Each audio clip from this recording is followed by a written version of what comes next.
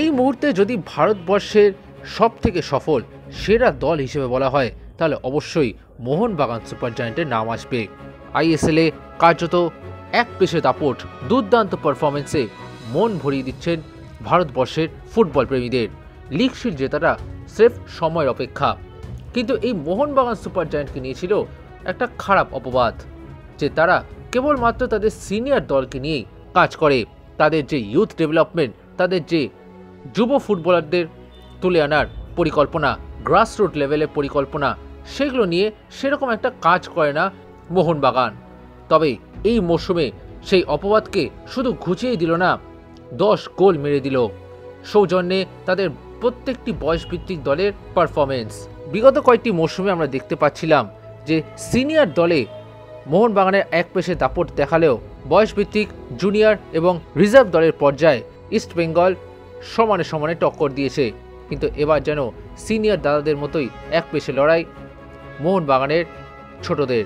অনূর্ধ্ব 17 দিয়েই আমরা শুরু করি। সদ্য এআইএফএফ অনূর্ধ্ব 17 এলিট লিগে মোহনবাগান অপরাজিত থেকে চ্যাম্পিয়ন হয়েছে।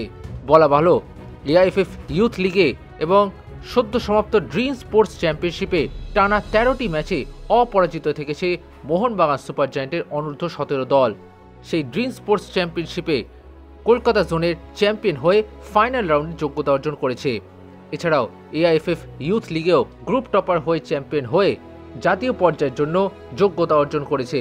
এবার আসা যাক অনূর্ধ্ব 15 নিয়ে। অনূর্ধ্ব 15 ফুটবলেও দুর্দান্ত পারফরমেন্স করেছে মোহনবাগান। রিলায়েন্স ফাউন্ডেশন ইউথ স্পোর্টসের প্রতিযোগিতায় বাংলা থেকে গ্রুপ চ্যাম্পিয়ন হয়েছে মোহনবাগান এবং সেখান থেকে তারা জাতীয় পর্যায়ে কোয়ালিফাই করেছে। এবার আসা যাক তার থেকেও জুনিয়র অনূর্ধ্ব 13তে। সম্প্রতি অনূর্ধ্ব 13তে বিওয়াইএ হটসা কাপ চ্যাম্পিয়ন হয়েছে মোহনবাগানের খুদেরা।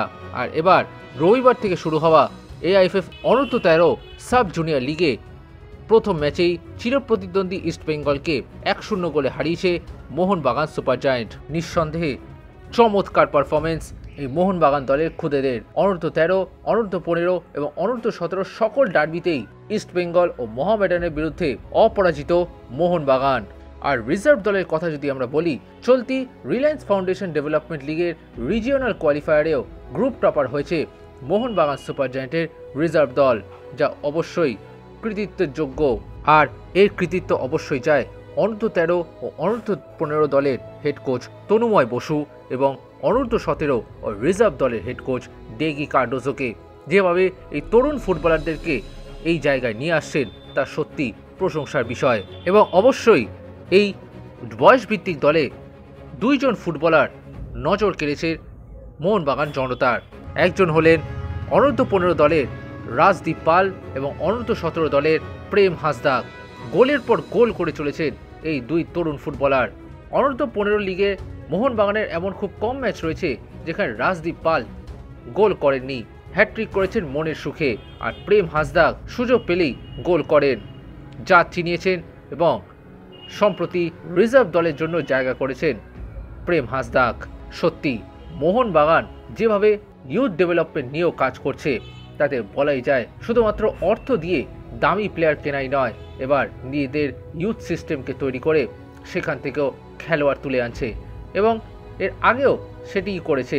নইলে মোহনবাগান একাডেমির দীপক টাংরি হোক কিংবা অভিষেক সূর্যবংশী, দীপেন্দু বিশ্বাস, সুহেল আহমেদ ভাট, তারা কিন্তু প্রত্যেকেই আজ চেনা নাম।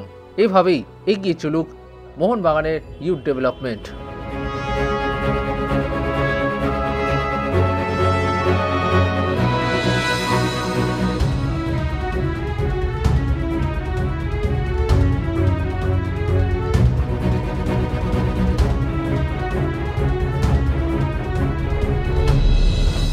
Extra time.